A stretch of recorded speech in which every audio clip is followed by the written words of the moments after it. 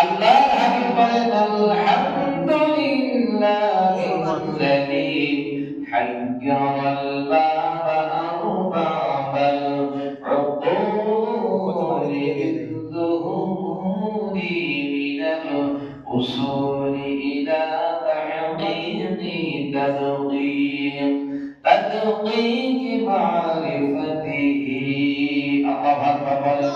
আল্লাহর হাবিব বলেন তত্ত্বজ্ঞানী মহাপ্রতিজ্ঞান পর্যন্ত যে আল্লাহর মারিফাতের সূক্ষ্ম দর্শনের গবেষণা করিয়া অপরাধ হইয়াছে এবং তার অস্তিত্ব অর্জনের নিমিত্তে জ্ঞান সমুদ্রে তাদের তরি ডুবাইয়া দিয়াছে। সুবহানাল্লাহ। পৃথিবীতে যত জ্ঞানী আছে নবী রাসূল থেকে শুরু করে পর্যন্ত বড় বড় যাদেরকে আল্লাহ তাআলা জ্ঞান দান করেছে, এত জ্ঞানী হওয়ার পরেও তারা আত্মশুদ্ধির জন্য তাদের জীবনটাকে আল্লাহর প্রেমে আল্লাহর সাগরে ডুবিয়ে দিয়েছে। বলনা সুবহানাল্লাহ। আমরা চিন্তা করি যে না খেয়ে থাকার নাম বোধহয় জানা, বড় বড় মুহাজিরা, বড় বড় নবী রাসূলরা আমাদের পূর্বে যারা চলে গেছে তারা এত বড় জ্ঞানী হওয়ার পরেও আল্লাহ পাকের দাসত্ব আল্লাহ তাআলার আত্মশুদ্ধির জন্য এই চিন্তা এই নিমিত্তে নিজেদেরকে বিলিয়ে দিয়েছে। সুবহানাল্লাহ বলেন। তারা চোখের পানি দিয়ে, দান সদকা দিয়ে, তাদের বিবেক বুদ্ধি দিয়ে, আমল দিয়ে, ঈমান দিয়ে, নেক কাজগুলো দিয়ে সদা সর্বদা আল্লাহ তাআলার রহমত আশা করেছে। তারা বলেন সুবহানাল্লাহ। এর দ্বারা বোঝা গেল শুধু তাকিয়ে থাকার নাম রোজা নয়। রোজা হলো এমন একটা জিনিস, রোজা থাকার পর আল্লাহ যেগুলো হারাম করেছে, নবী যেগুলো নিষেধ করেছে, এই সমস্ত দিক থেকে দূরে থাকা, এর অর্থ হলো আল্লাহকে মেনে নেওয়া। সুবহানাল্লাহ। আর যারা আল্লাহকে মেনে নিবে, আল্লাহর হুকুম তারাই মানবে, তাদের রোজাটা আল্লাহর কাছে কবুল হবে। আর যারা চিন্তা করবে শুধু না চিন্তা করে না রোজা অন্য কাজগুলো করা যায়, কেউ যদি সুদের কারবার করে, কেউ যদি চিন্তা করে না কে আছে কিনা করা যাবে, কেউ যদি চিন্তা করে না কে আছে মিথ্যা কথা বলা যাবে না, না আল্লাহ বলেন লানাতুল্লাহি আলাল কাযিবিন, মিথ্যাবাদীর উপর হচ্ছে আল্লাহর লানত। বলনা নাউযুবিল্লাহ। এর দ্বারা বোঝা গেল শুধু না কে থাকার নাম রোজা নয়, আল্লাহকে মানার মতো মেনে নেওয়া, নবীজিকে মানার মতো মেনে নেওয়া, নবীর সুন্নাহ অনুযায়ী জীবন গড়া। আল্লাহর হাবিব বলেন লাকাদ কানা লাকুম ফি রাসূলিল্লাহি উসওয়াতুন হাসানাহ। বান্দারে আমার আদর্শ হলো এই পৃথিবীর বুকে আল্লাহকে পাওয়ার জন্য যত মডেল করে যত আদর্শ খোঁজো না কেন, আমি রাসূলুল্লাহর আদর্শ হলো এক নাম্বার আদর্শ। বলনা সুবহানাল্লাহ। লাকাদ কানা লাকুম রাসূলুল্লাহি উসওয়াতুন হাসানাহ। আল্লাহু আকবার। আল্লাহ হাবিব বলেন লাকাদ কানা লাকুম ফি রাসূলিল্লাহি উসওয়াতুন হাসানাহ। আমার উদ্দেশ্য আমাকে পাওয়ার জন্য আমার যে মডেল আছে, এই মডেল অনুযায়ী যারা ইসলাম মানবে তারাই হবে আমার উম্মত, তারাই হবে আল্লাহর প্রকৃত নেককার বান্দা। বান্দা সুবহানাল্লাহ। তাহলে আমরা চিন্তা করতেছি যে না খেয়ে তো আছি, আমার রোজা হয়ে যাবে, মিথ্যা কথা বললে কি হবে, না খেয়ে আছি, অন্যকে ওজনে কম দিলে কি হবে, না খেয়ে আছি, জুলুম করলে কি হবে, না খেয়ে তো আছি, কিছু তো আমি খাইনি, আমার রোজা তো হবে। রোজা কি হবে? যদি বলে রোজা কি হবে? যে ব্যক্তিরা এই চিন্তা করবে যে না খেয়ে থাকার নাম রোজা, অন্য অন্য কাজগুলো করা যায়, আপনার হাবিব বলেন হালাল স্ত্রীর কাছে তুমি যাইতে পারবে না এই রোজা থাকা অবস্থায়। কথা বলে ঠিক কিনা? কেউ যদি চিন্তা করে আমার হালাল স্ত্রীকে আমি ব্যবহার করব না, এটা ইসলাম নিষেধ করেছে। রোজা যে পর্যন্ত আছে, একটি মাস আপনি দিনের বেলায় সূর্য সাদেক থেকে সূর্যাস্ত পর্যন্ত আপনার যত যদি কোটি কোটি বার আপনার স্ত্রী হালাল হয়, আপনি কখনো স্ত্রীর কাছে যাইতে পারবেন না। কথা বলে ঠিক কিনা? এটা হলো আল্লাহকে মানা। আর চিন্তা করেন যে আমি তো না খেয়ে আছি, এটার মধ্যে আমার স্ত্রী হালাল, আমার মধ্যে এটা করা জায়েজ আছে, নাউজুবিল্লাহ বলেন, যাওয়া যাবে কি? এটা আপনার জন্য হালাল, কিন্তু রমজান মাসের জন্য এটা রোজা থাকা অবস্থা হারাম। সুবহানাল্লাহ বলেন। একটু করে আল্লাহুম্মা سيدنا مولانا محمد وعلى آل سيدنا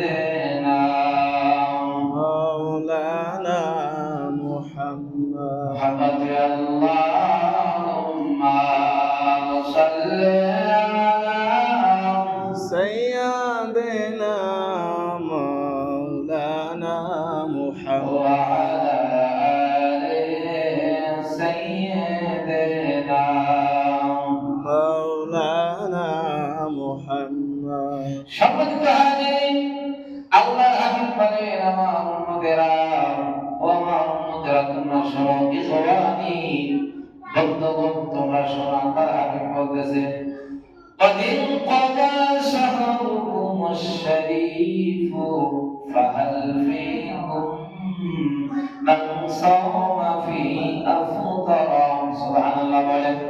আল্লাহ হাবিব বলেন উম্মতেরা বন্ধুগণ তোমরা শোনো, পবিত্র রমজান সমাপ্তির পথে, কিন্তু এতে তোমাদের কেউ কি রোজা রাখিয়াছে কিনা, কিংবা পবিত্রভাবে ইফতার করিতে সমর্থ হইয়াছে। সুবহানাল্লাহ বলেন। আল্লাহর হাবিব বলেন রোজার শেষের দিকে বন্ধুগণ এই সময় তোমরা কি কেউ রোজা রাখিয়াছো আর কেউ কি ইফতার করিতেছো। সুবহানাল্লাহ বলেন। ইফতার কথাটা হাদিস শরীফের মধ্যে আছে। আল্লাহর হাবিব বলেন ও আমার উম্মতেরা, আল্লাহর হাবিব বলেন অথবা আপন পাপ রাশি করিয়াছে, হালকা ও হইয়াছে পবিত্র, অথবা জিকির ও আল্লাহতে গবেষণা করিয়া কেউ কি, যে ব্যক্তিটা পাপ করেছে এই ব্যক্তি তোমার পাপ কি হালকা হয়েছে, তার কারণ হলো একটা নয়, দুইটা নয়, গোটা একটা মাস আল্লাহ তোমাকে ক্ষমার জন্য দিয়েছিল। কথা বলেন ঠিক কিনা? হাদিসে আসছে বান্দা একটা মাস কি তুমি আল্লাহর কাছে মাফ করতে পারছো? আজকে থেকে দিল্লুবা বাস স্ট্যান্ডে আপনার চাষতালের মধ্যে ভালো ভালো মানুষ আহারে আফসোস লাগে, তারা সিগারেট টানতেছে, পান চালাচ্ছে, ওপেনলি তারা ঘোরাফেরা করতেছে, অথচ উনি যদি এখন মারা যায় এই রোজাদার তার জানাজায় যাবে, কথা পায় না। আছে কি না? ইসলাম যদি আল্লাহর হাবিব যদি এত কঠিন করে দিত, যে ব্যক্তি রোজা রাখবে না, নামাজ পড়বে না, তার জানাজায় কেউ যেও না। ওই যে মুসা নবীর সময় এক ব্যক্তি বনি ইসরাইলে মারা গেছে, একদিন, দুই দিন, তিন দিন রাস্তা নবীর মধ্যে পড়ে আছে। আল্লাহর কাছে ওহী চলে আসছে, মুসা নবীর কাছে আল্লাহ ওহী বলে দিয়েছে, মুসা তুমি তাড়াতাড়ি যাও, ওই ব্যক্তির লাশটা তুমি দাফন করার ব্যবস্থা করো। আল্লাহ নবী মুসা বলে আল্লাহ এই ব্যক্তি এত পাপ করেছে, আমি চোখের সামনে দেখেছি, এত নিকৃষ্ট কাজ করেছে, তারপরেও এই ব্যক্তির জানাজা আমি কেমনে যাব? আল্লাহ বলেন মুসা রে, এই ব্যক্তি পাপ করতে কিন্তু পাপের সাথে ক্ষমা আমার কাছে তওবা করে করে রাত্রে বেলায় ঘুমাইছে। সুবহানাল্লাহ। কিন্তু যারা সিগারেট বিড়ি খায় তারা তো তওবা মুনকার করে না, কথা হয় না ঠিক। রোজাদারের সামনে অনেক সময় দেখা যায় এক বন্ধু সিগারেট খায় আর একজন পাশে দাঁড়িয়ে গল্প শোনে, আছে এরকম? আছে। আবার একজন ধমক দেয় না, একজন ধমক দেয় না। আবার অনেক মানুষ আছে এই যে রমজান মাস ইফতারের পরে গাঁজা টানে, সিগারেটের মধ্যে গাঁজা নিয়ে দিল্লুবাই দেখা যায় অনেক জায়গায় টানে কিনা? টানে। জোরে বলেন ঠিক। বাংলাদেশে যদি সঠিক ইসলাম থাকতো, বাংলাদেশের পার্লামেন্ট যদি কোরআন মানতো, এইগুলা নাস্তিকদের চাইতে খারাপ ব্যবহার করতে পারতো না। কথা বলেন ঠিক কিনা? ঠিক। নাস্তিকরা একজন মুরতাদ বেধর্মী মুসলমানকে যতটুকু সম্মান করে, একজন মুসলমান আরেকজনকে তা করে না। কথা বলেন ঠিক কিনা? ঠিক। একজন নাস্তিক চিন্তা করে আহারে একটা মুসলমান রোজা আছে, তার সামনে খাওয়া যাবে না, সিগারেট ধরানো যাবে না, কিন্তু একজন মুসলমান আরেকজন মুসলমানের সামনে পান চাবায়ার কথা কয়। কথা বলেন ঠিক কিনা? এগুলো মুমিন না, মুমিন না, এগুলো নাস্তিকের চাইতে খারাপ। কথা বলেন ঠিক কিনা? ঠিক।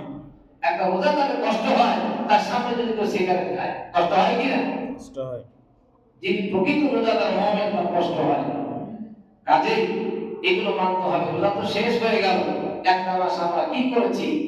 আল্লাহ রাসূল বলছেন, ক্ষমতা থাকলে ক্ষমতার বলে, অর্থ থাকলে অর্থের বলে, শক্তি থাকলে, জবান থাকলে হাত পা না দিয়া লাস্ট মনে মনে তাকে ঘৃণা করতে থাকো। যে আমাদের সমাজে যারা এগুলো করে, মারামারি তো করা যায় না, মারামারি কি করা যায়? দেখা যায় আমার বাড়ির পাশে, আপনার বাড়ির পাশে অমুকের তমক আত্মীয় আছে না এরকম? কাজে এই জন্য হাদিস শরীফের মধ্যে আছে, বান্দা আজকের জুমার খুতবার আলোচনা একটা মাস তো পাইলা, তুমি কি নিজেকে মাফ করাইতে পারছো? ইফতারের সময় রোজাও পেয়েছো, আজকে কথাটা হাদিস শরীফের মধ্যে আসছে যে শেষ দিন, আজকে কি তুমি রোজা আছো? সুবহানাল্লাহ বলেন না? আল্লাহ বান্দাকে জিজ্ঞেস করতেছে, বান্দারে তুমি কি রোজা আছো? তুমি কি আজকে ইফতার করবা? আল্লাহু আকবার বলেন না? আল্লাহর হাবিব বলেন, আল্লাহর হাবিব বুখারী শরীফের মধ্যে আছে, নবীজি বলেন প্রত্যেক দিন ইফতারের পূর্বে মুহূর্ত এক নয় দুই নয় 10,000 জাহান্নামীকে আল্লাহ তাআলা মাফ করে দেন। সুবহানাল্লাহ। কিন্তু যারা বিড়ি টানতেছে, কিন্তু যারা পর্দা করে না, এখানে একটা বিষয় আছে, কোন মুমিন কোন মুসলমান যদি ব্যবসা বাণিজ্য করে, অনেক জায়গায় দোকানদার রোজা থাকে কিন্তু কাস্টমাররা তার সাথে বিড়ি টানে, কথা বলে ঠিক কিনা? এই দোকানদার যদি পশ্চিমকালে যদি 100 বছর রোজা রাখে, জানা সত্ত্বে যে বিড়ি সিগারেটের গন্ধ করে রোজা নষ্ট হবে, 100 বছর রোজা রাখলে ওর কোনো একটা রোজা হবে না, কথা বলে ঠিক কিনা? যতই নামাজ পড়ো, তাই নামাজ না পড়লাম ইমাম ঠিক আছে, কথা নয় না? একটা 100% বান্দা যারা ইসলামকে মানে না, ইসলাম তাকে সমর্থন করে না, কথা বলে ঠিক কিনা? আল্লাহর হাবিব বলছেন, নূহ আলাইহিস সালামের সাহাবারা ডুবে যাচ্ছে কেন? নূহ আলাইহিস সালাম বলে, আল্লাহ এটা আমার পরিবার কাহারি। আল্লাহ বলে, লাইসা মিন হারি, এটা তোমার পরিবার নয়। যেটা আল্লাহর বিপক্ষে যায়, নবীর সন্তান হলেও এটা আল্লাহর কোন নবী মুসলমানদের কোন পরিবার হতে পারে না। নূহ আলাইহিস সালাম ওনার ছেলে কেরাম সমুদ্রের আঠু পানি, উনি বলতেন, ফকর করতেন যে আমাকে কে মারবে, আমি তো সবচাইতে বড়। নাউজুবিল্লাহ। আল্লাহ মহা প্লাবন দিলেন, এই প্লাবনের মধ্যে সে ডুবে মারা গেল। আল্লাহ পারে কিনা? যদি বলেন পারে কিনা? আমি বলছি, আজকে যারা যেগুলো দেখলাম রাস্তায় আসা যাওয়ার সময় যারা রোজা নাই, আর কত বৃদ্ধ মানুষ, কত ছোট ছোট বাচ্চারা রোজা থাকে, আর এই মানুষগুলো রোজা রাখতে পারলো না, আজকে জুমাতে আসছে। বাবা আল্লাহ বলছেন, তুমি কি রোজা আছো আজকে? তুমি কি ইফতার করবে আজকে? সুবহানাল্লাহ বলেন। একটা রোজাদারের কত দাম, যারা রাখে নাই তারা বুঝলো না।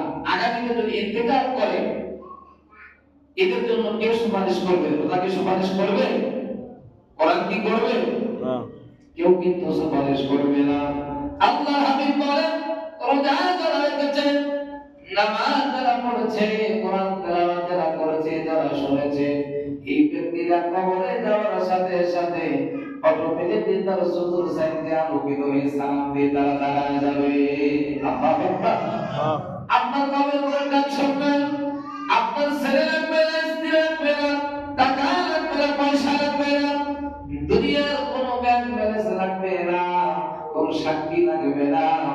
আপনি দুনিয়ায় যদি আল্লাহকে রাজি খুশি করার জন্য যতটুকু করেছেন, আমল যদি কম হয়, এই আমল যদি হয়, এই আমলটা কবরে তোমার সাক্ষী হয়ে দাঁড়ায় যাবে।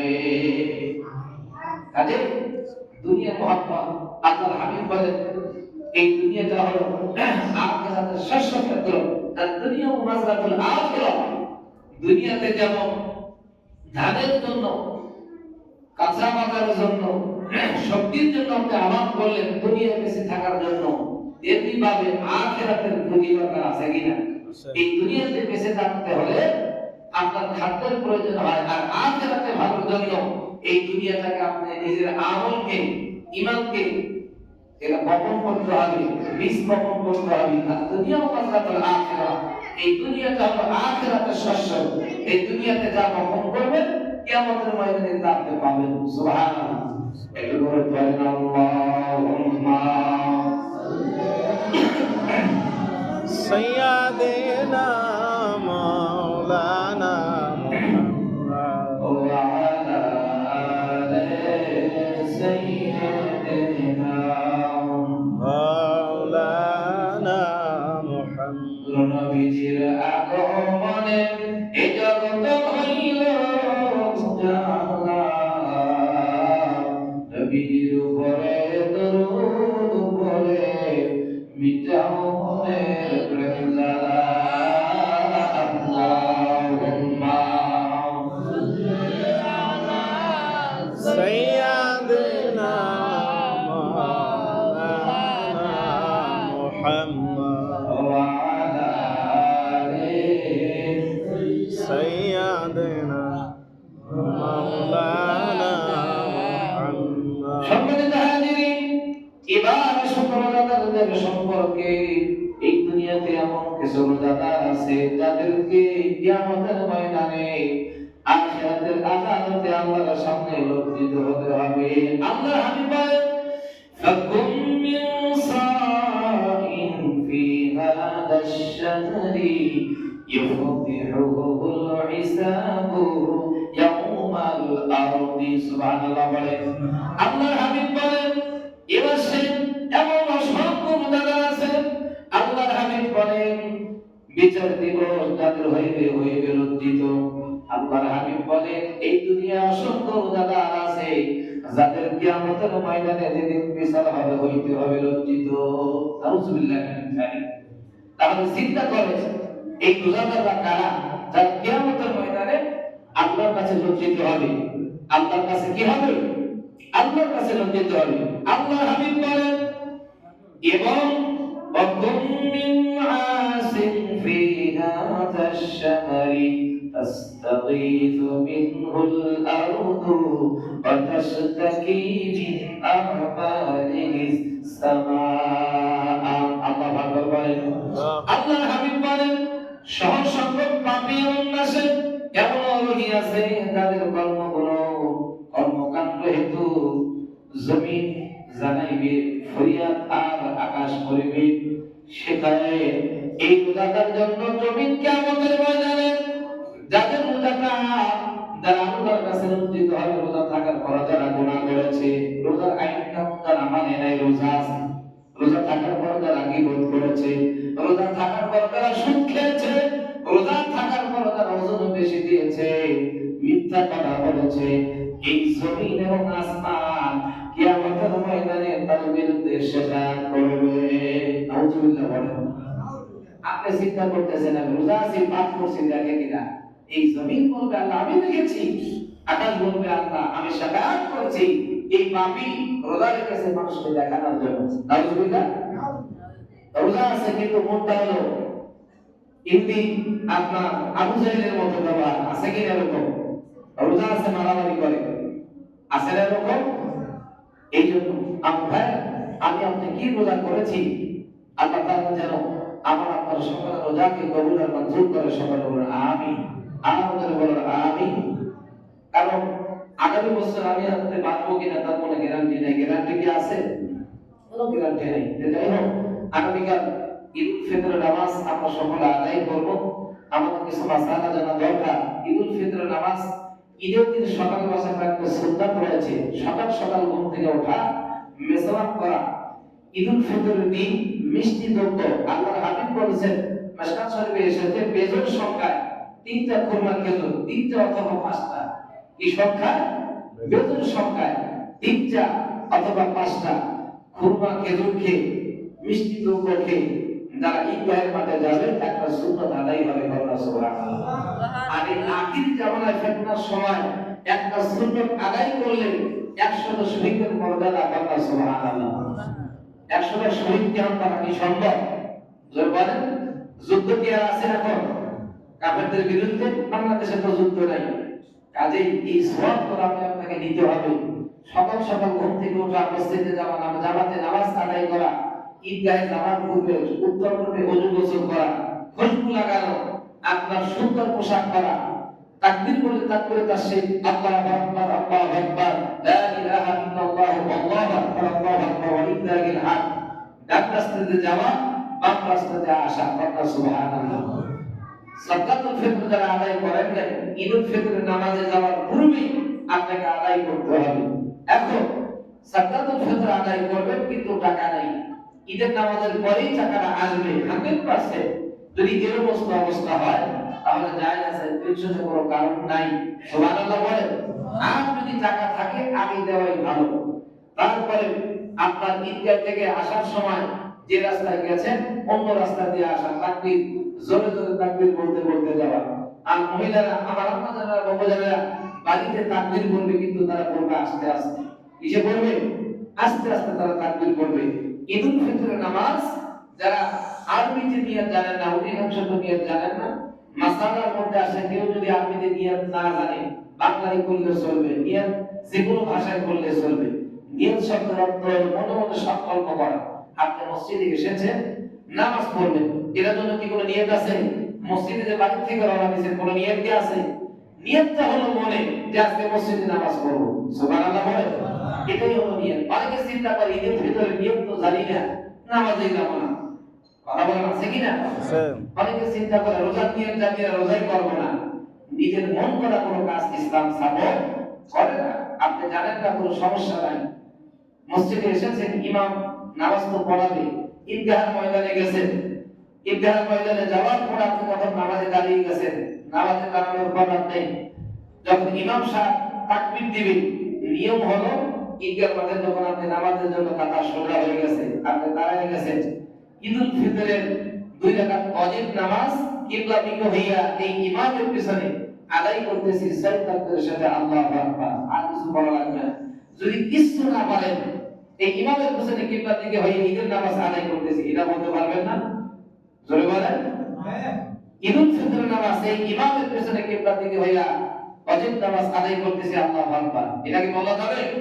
নিয়ত না পারলে ইমাম সাহেব যখন তাকবীরে তাহরিমা প্রথম তাকবীর আল্লাহু আকবার বলবে, আল্লাহু আকবার বলে হাত বাঁধার পরে ইমাম সাহেব সানা করবে, সুবহানাল্লাহি ওয়া বিহামদিহি তাবারাকা ইসমুকা তাআলা জাদ্দুকা ওয়া লা ইলাহা ইল্লাহু। আপনারা বলবেন।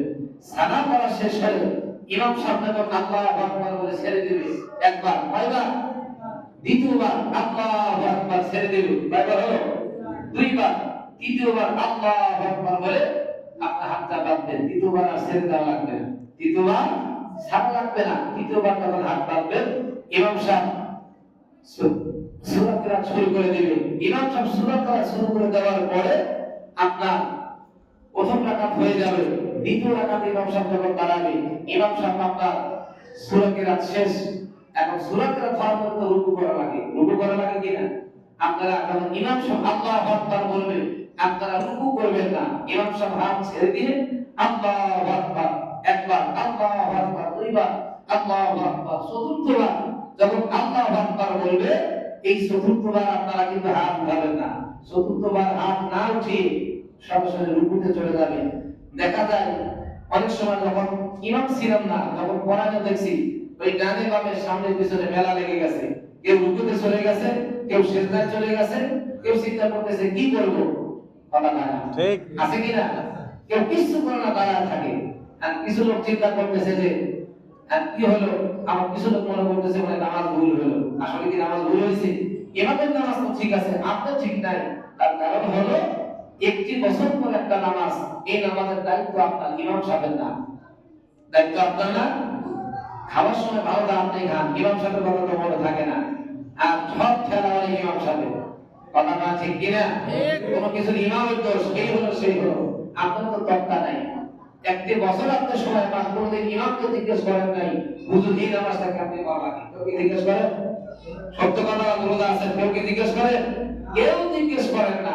অথচ যদি মাঠের মধ্যে কিছু হয়, এই ইমামের দোষ, ইমাম এই করলো না, সেই করলো না, কাজেই ইমামের ঘাড়ে দোষ চাপায়েন না। দায়িত্বটা হলো আপনার, কাজেই এই দায়িত্বগুলো আপনারা আদায় করবেন। আল্লাহ তাআলা আমাদের সকলকে। আর ঈদুল ফিতরের নামাজ আপনার দেখতেছেন হলো ইমাম সাহেব নামাজ শুরু করে দিয়েছে, সূরা কিরাত শেষ, সূরা কিরাত শেষ, ইমাম সাহেব রুকু করেছে, প্রথম তাকবীর রুকু করেছে। বলেন ইমাম ঈদের নামাজের কোনো কাজা নাই, কাজা আছে কি? ইমাম রুকু করেছে। এখন আপনি চিন্তা করতেছেন রুকু তো করেই ফেলেছে, আপনি তো এসে রুকু করবেন, তা কি করবেন? বলেন কি করবেন আপনারা? একজন বলেন হুজুর আমি এই কাজটা করব, কেউ জানেন না। নিয়ম হলো, মাসআলা হলো, রুকু হয়ে গেছে, আপনি নামাজের মধ্যে দাঁড়ায় গেছেন, যে তাকবীরগুলো মিস্টেক হয়ে গেছে, আল্লাহু আকবার হাত বেঁধে আবার ছেড়ে দিয়ে তিনটা তাকবীর দিয়ে আপনাকে রুকু করতে হবে। এটা যদি না করেন পশ্চিম কালো নামাজ হবে না। একই সিস্টেম ঈদুল আযহা, ঈদুল ফিতর নামাজ। আল্লাহ তাআলা আমাদের সকলকে এই আইনগুলো, সুন্নাহগুলো মানার তৌফিক দান করুন। সকলে বলুন আমিন। আর আমাদের মসজিদে ঈদের পরে হয়তো আমরা রং করতে যাচ্ছি বাইরে, ভিতরে এত সুন্দর, বাইরে দেখেন গিরিজ কালার, আমরা একটু ভালো করে রং সং করতে চাই। যে আল্লাহর একজন বান্দা উনি বলেছে হুজুর চারজন পাঁচজন মিলে যাই রং করেন আপনারা উনি একটা ভাগ দিবে আর কি। আপনারা সকলের কাছে আমি দাবি করছি মসজিদের তখন তো 20,000 টাকা লাগবে। এই 20,000 টাকা আপনারা আল্লাহ পাকের ঘর মসজিদের জন্য একটু কে কেমন দেবেন একটু হাত দেন, হুজুর আমি 500 টাকা দেবো, ঈদের পরে দেন, সমস্যা নাই, সময় দেন।